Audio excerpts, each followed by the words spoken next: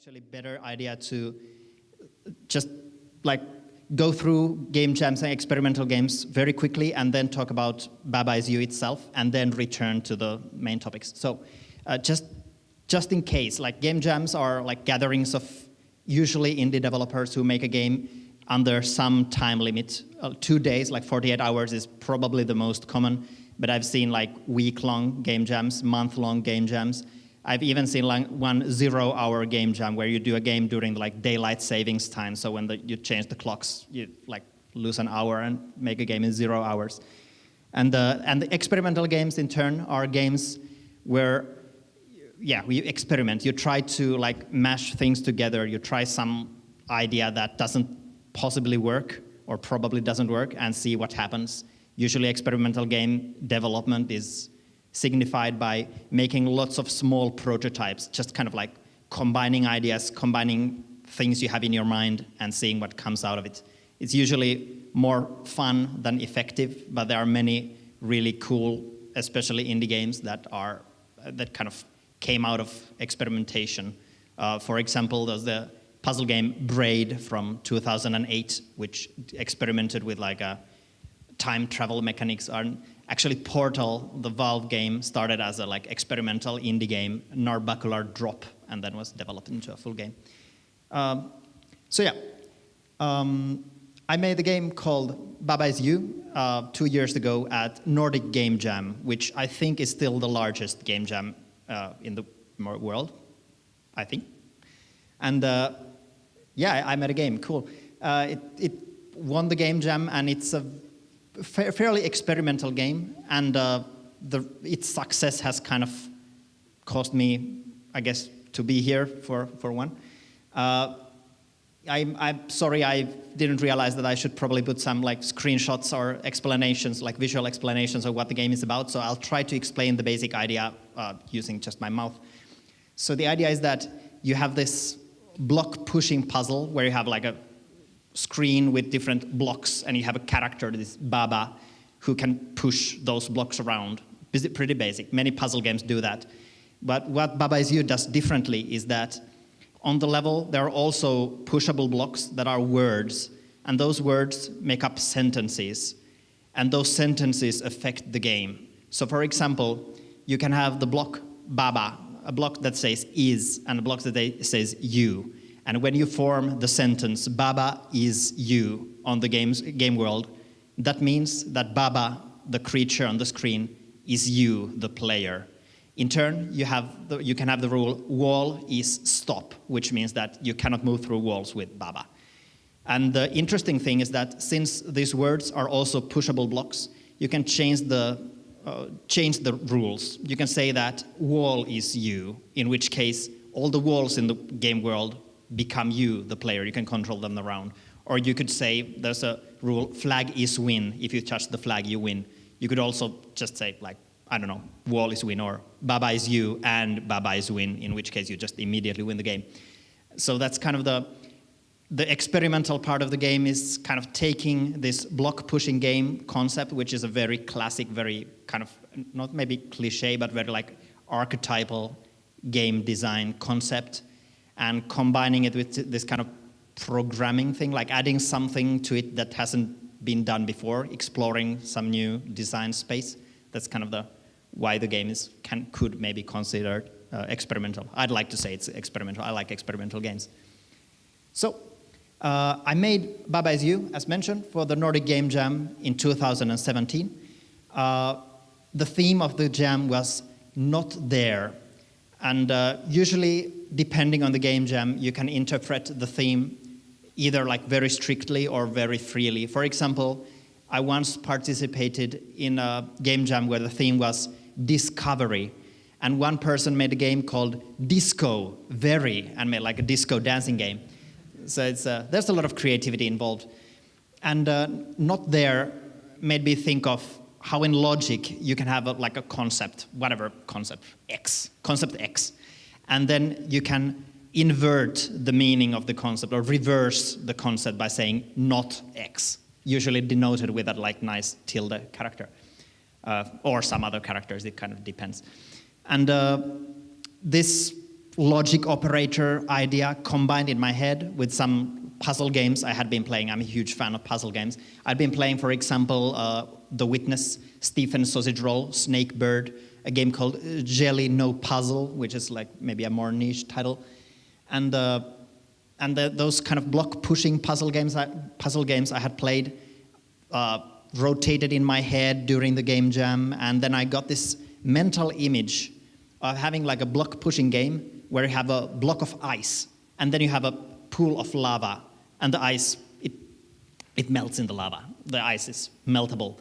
But then you could state, ice is not melt, and then the ice wouldn't melt in the lava. And that's kind of where it started. I haven't made any kind of programming games before. I hadn't. And the idea didn't sound very cool to me. Like I felt that, okay, that's an interesting idea, but it probably doesn't work. It's probably boring or hard to make. I maybe shouldn't do this.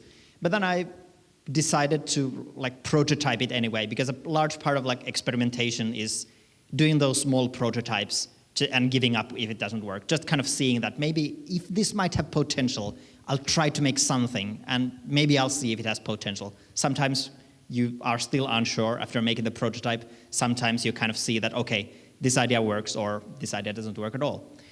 And I made the game in 48 hours. I won the game jam. That was very nice. And initially, because usually, especially at game jams, when you make a game in 48 hours, you make the game pretty badly. You don't really care about the code. You are not supposed to worry about like polish or finishing everything. The game is probably really hacked together. So usually, at least for me, when I participate in a game jam and make a game really quickly, afterwards I either start from scratch. I know the idea is good, so I just make like a new game with the same idea, or I just say that, okay, I made this prototype, I move on and stop thinking about the game, except like remembering it fondly. And in this case, for Baba Is You, at first I thought that, okay, I won't keep working on this. The game is done.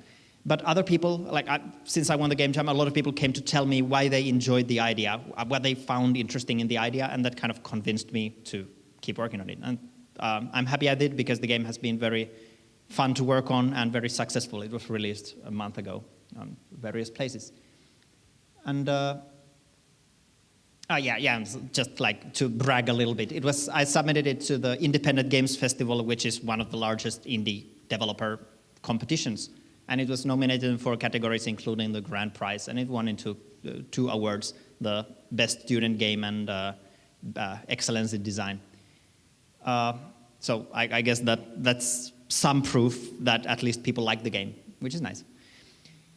And I guess I basically said all these things already. I accidentally got this random idea of a cool thing. I prototyped it, even though I felt that the prototype wouldn't work, and it ended up working. And that is why I kind of want to preach about going to game jams and doing experimental games, because sometimes you might find that cool idea. And let's see if I'm already used my 15 minutes at this point. Nope, good. So let's move on to the actual game jams and experimental games. I'll move backwards in time. Where does it start? Okay, it starts here. So yeah, I guess I'll be retreating some things I already said here, at least for the experimental games, but I don't know, it's probably fine. So at least for me, when it comes to experimentation and making experimental games, a large part of it is this kind of see what sticks approach, like quickly making things, or maybe not even quickly making things, even like spending a long time on one thing, but when you start it, you kind of combine things that you haven't combined before and see if something interesting happens. For example, there's the game Papers, Please, that was released a couple of years ago, which was a huge success and a very fun game. And Papers, Please kind of combines this thing where you have a time limit. You have to go through people's passports and find errors in them. So the basic of the game is very simple. You are looking for errors in someone's passport, and you give them like accepted or denied stamp, and then you send them back or let them pass over the border. But the game combines with this kind of time limit, try to find the errors under a time limit, with a very interesting aesthetic, very interesting kind of a thematic approach of this kind of Soviet bloc situation. And it also combines this kind of find the errors with this narrative experience, which turned out to be extremely evocative. It was like very emotionally striking, and the game, yeah, it was a success. So I guess other people liked it as well. And yeah, so when you experiment, you end up with lots of ideas. Sometimes you don't even have to make a game out of something. You just kind of think of, what if I combine Tetris with Battle Royale? And then you ponder that idea for a moment. You maybe make some notes, figure out that, okay, maybe this doesn't work. I can see some problems looming in the horizon. I probably won't make anything out of this. Many ideas are, of course, just like infeasible to make a game out of, especially on your own. Like they might be just too large. Like you could have like, I'll make a massive multiplayer online RPG, except it's also like a match 3 game, and then you don't have the money to make the game. And in the case of Tetris and Battle Royale, we got Tetris 99, so that happens sometimes. And even if you end up making something that works, oftentimes it doesn't scale up.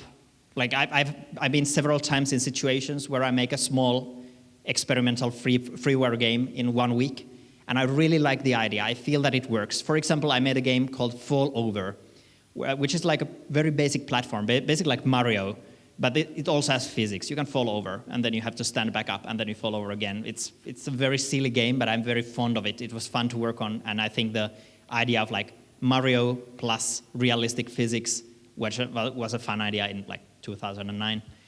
But when I tried to make a full game out of it, I tried to do something like Super Mario Sunshine, like where you have different worlds and different missions inside those worlds. It didn't work. It wasn't very fun. Like falling over it didn't really carry such a large concept. So I gave up on that, kind of. And it's fine. It's like you still get ideas. You get inspiration from those ideas. Even if you don't actually make a game, you just write down some notes, you might have new ideas for a future game, which can be helpful. Not always, but sometimes. And yeah, if you keep doing this, hopefully in the ideal situation, eventually something turns up that is actually interesting, or at least that you feel is interesting. It doesn't have to be actually interesting. You can just tell yourself that it's interesting. And then when something good hopefully turns up, or at least something that feels like it has potential, it's, yeah, basically what I said. You can decide that, okay, I want to prototype something out of this, or I'll just try to make a full game out of this, or you make a prototype and then decide what to do with it. There are many approaches. If you're at the game jam, you can spend the game jam thinking of the idea and prototyping it. And after the game jam, the really nice thing about game jams is that after the 48-hour limit, you really don't have to think of the game anymore. You made it. You like participated in the game jam. It's over, if you want. So that's nice. And yeah, sometimes you end up in a situation where the idea might feel good. You feel that, okay, this has very good potential. This multiplayer online RPG with match 3 mechanics, it's good. I like it. It would make a good game, maybe. But there's some design problem that you don't know how to fix, or you need more money. You need a team. You need ideas. Okay, maybe that example of money and a team is a good, because you can like, it's not related to the like design process. But yeah, you run into some design problem, and sometimes it might be a good idea to just let the idea sit for 3 years, 1 month, I don't know. I know, at least for myself, in many of my earlier games, I sometimes spend like 3 months not even looking at the game, being stuck at the design problem, even in like a non-experimental game. And then after enough time not really considering the game at all, it was surprisingly easy to find those solutions to those design problems. Sometimes it might even be that you take a break from the game, you leave it in your cupboard, as they say, in the back of your mind, and then you play another game, and that game gives you an idea. Oh, wait a second, I could do this, like solve this design problem the way it was solved in this game. And yeah, and then you can return to the idea. So that's also nice. Oh yeah, and with experimental games, one of the nice things, hopefully, is that since you are doing an experimental game, you ideally would want to do it in a situation where you don't have to worry about how profitable the game is. Because even if the game is not like commercially successful, it can still be, for example, very poignant. It could be emotionally striking for some people. It could give other people ideas. It could give you ideas. So even if the game isn't like commercially viable, it could still be helpful for the future. It could still be very cool and interesting and make other people happy, make you happy. So if at all possible, I know that this isn't something you can kind of ask people, like please make games without expecting to get money from them.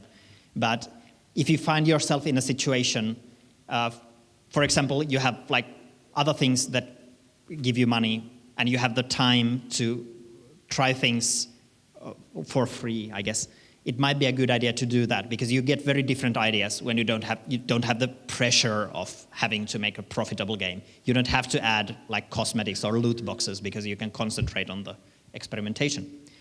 But yeah, this is not often the case. Oh well, no can do. And then game jams.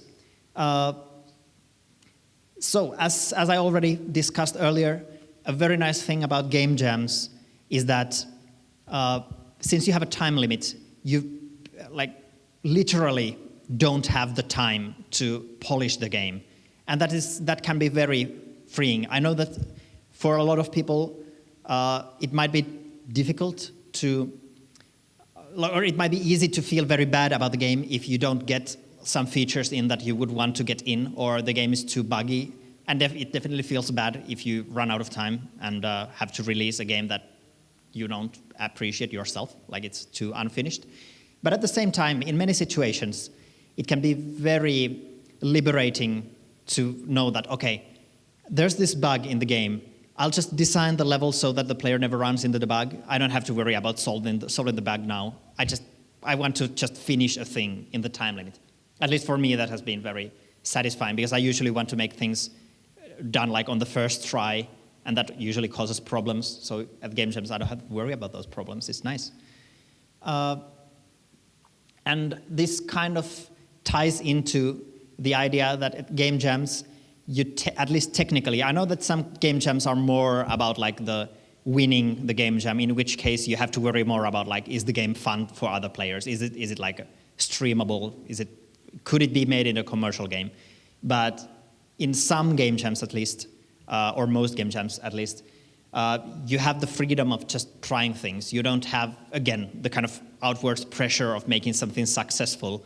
You can just get an idea, make a game out of it, don't have to worry if it's buggy, and just make it for yourself, I guess, would be a good way to put it. Unless you work in a large team, in which case, please don't let your teammates down. And obviously, I'm talking a lot about this, like, not having to make something commercially viable. You can do that, it's fine. It's just like, for me personally, and I feel for like experimental game design, it can be a good mindset to try to forget the like profitability part of it. And but something that lies as a possible problem, especially as you participate in many game jams, or when you do this kind of experimental game design for a long time, is that when you make something that you find cool, when you do something that you are fond of, or when you just like become a better game designer, your standards increase. You want to make a better thing next time. So for example, if at one game jam you make something that people really, really like, you win the game jam, you make something that actually doesn't have any bugs, wow. Next time it might feel that you have to make something that doesn't have bugs either, or that is equally successful as the previous game. And well, it's understandable. It has happened to me quite a lot. I feel that Baba Is You has been a very successful game, easily my most successful game ever so far.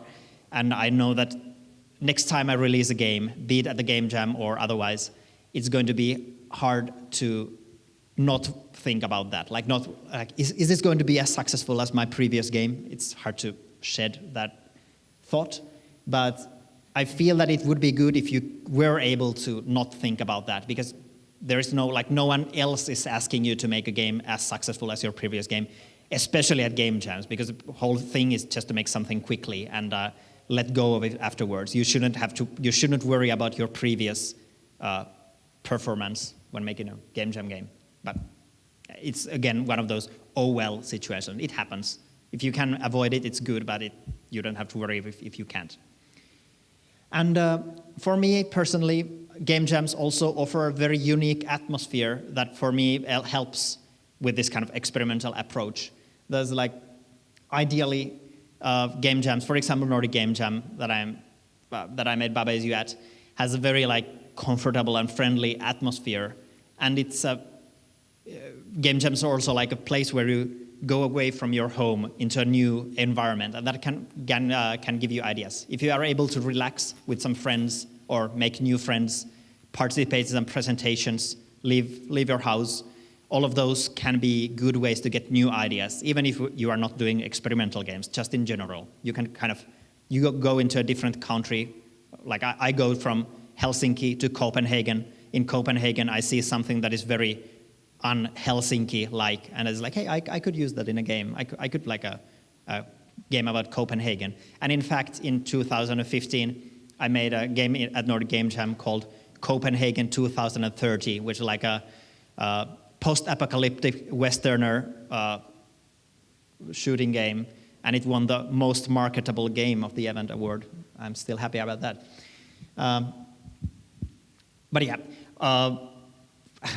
I couldn't figure out how to put this part here in just a few words, but this kind of social atmosphere obviously has its problems. Like, not all game jams manage to be cozy. You might not be a person who enjoys this kind of very social, very noisy atmosphere. There's many, it's a very personal thing, what kind of experience you appreciate and what kind of environment helps you be most creative or get the best ideas. So that is I'm only talking about things that I personally enjoy. So it's good to keep that in mind. And for example, for people who might not enjoy the kind of very social, busy environment of a large physical game jam, there are many online game jams. I think the most popular one is Ludum Dare, which is I think it's organized 3 times every year. Yeah, it's completely online. You can hang out in the Discord or IRC channel and talk with people, but you don't have to. You can just spend 48 hours making a game, or 72 hours if you participate in the a more free-form format of it. And so if you just want to get the experience of making a game jam game, making a game in a time limit and just not thinking about it anymore, and don't want to get the kind of physical experience, that's fine as well. You can do what you want. And for me personally, Ludum Dare has also been a very good experience because there's again kind of a different environment if you're at home, being online and making a game in a timely. It's every time there's a different situation, different environment, different inspirators. So everything can work if it's comfortable for you.